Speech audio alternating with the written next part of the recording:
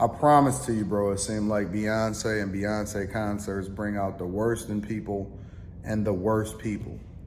I'm looking at, something that somebody sent me over social media, and it's a black woman standing there with a sign that basically said, yeah, PTO or whatever, my job wouldn't approve my PTO,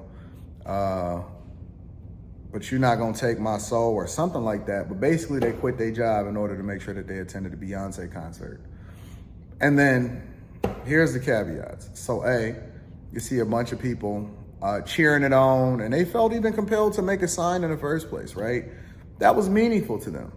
And you know that it's probably a real thing because nobody just comes up with that out of the blue. Like, that's something that really gotta happen to you, or you really intentional about. And so you start to, do dumb junk and make signs and try to capitalize off of it, knowing that people are gonna record it and they're gonna, the internet is forever and that's always gonna live in social media, right? And so you got people cheering it on and they think that stuff is cute. And then you go over into the comments, and it's funny because the first comment that I see is, y'all glorify these jobs, y'all gotta make sure that y'all continue to work for the man and whatever, blah, blah, blah. You gotta live life and do what you wanna do. It's okay if people quit their jobs and go and live their life or whatever, and so on and so forth.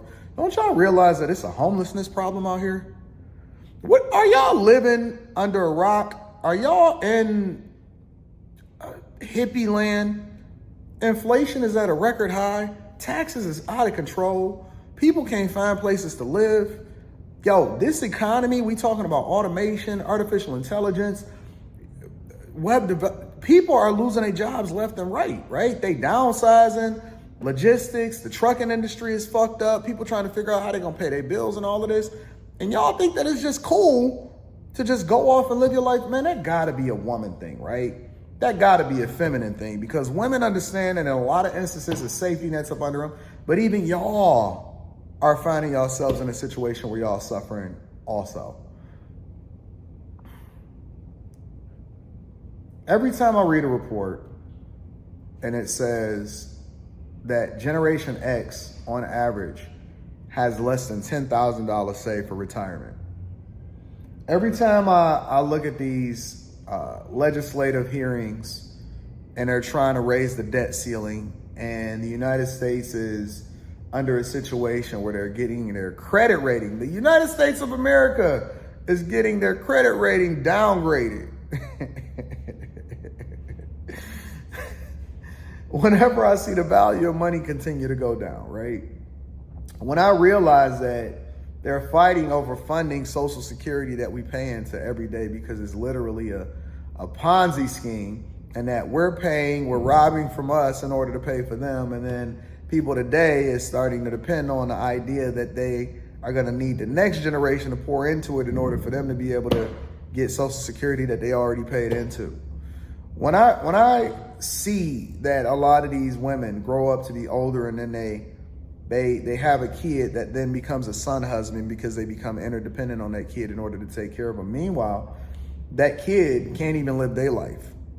And then the kid wind up getting a coaching call with me because now he's an adult and he's saying, Anton, I want to cut my mom off because she fucked over and she did all of the things that was wrong for herself.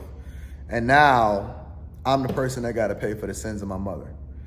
When I see that, the average young person today is just crashing out, or they walking around with all of the student loan debt, hoping that Biden forgive them so that they can go and buy a Charger and Challenger. But then I also see that there's a lot of repossessions. Repossessions are on the rise. And you know why? Because people can't pay their car notes, and interest rates are at 6 and 7%. And they're trying to curb inflation by raising a quarter basis points almost every single time that they can in the feds. And, I see women that thought that they was gonna make a whole bunch of money in trucking, and then now they making minimum wage because they didn't know what they was getting themselves into. And there's 100% turnover rate, and the guy just flipped out because he worked 30 years for a place and they're not gonna have his pension. A yellow truck, Yellow Corporation, and then Yellow Corporation shut down and laid off 30,000 workers when I see people trying to get universal health care because they can't afford to get health care coverage for themselves, and then one family disaster literally drives you into bankruptcy after you worked your whole life. When I see people doing things in order to, make other people feel good about themselves, or people do things not based off of a sense of purpose, but because they say that they're doing it in the name of happiness, and that there's no sense of purpose, there's no sense of duty, there's no sense of building, and we've all become overly comfortable, whereas immigrants then can come into this country and then take over because they have a sense of duty and work ethic that outpaces anything that we've been able to really lean on as far as our ancestors and what it is that they built. We haven't been able to capitalize off of it because we just fucking lazy and we don't have any kind of purpose. When I see people that sell the home that their grandmother and their grandfather worked for just because they're under duress at that particular time, and then somebody else is able to capitalize off of it, which is why 1% of the nation, or 1% of the population owns 90% of the real estate. That tells me something. It tells me to put the fucking Beyoncé sign down, stop being sassy, stop being zesty, and get your motherfucking ass to work. And I don't understand what we dealing with, right? Where's the reason, right? Because you can have fun, but why would somebody pay an egregious amount of money for a Beyonce concert and they spend more on that than they got inside of their savings or their retirement account? You put more into a Beyonce ticket than you put into your 401k on a yearly basis.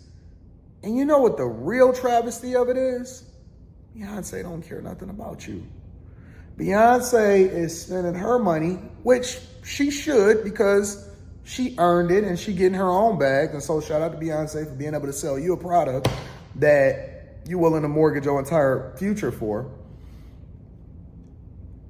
And Beyonce is out here buying $250 million home.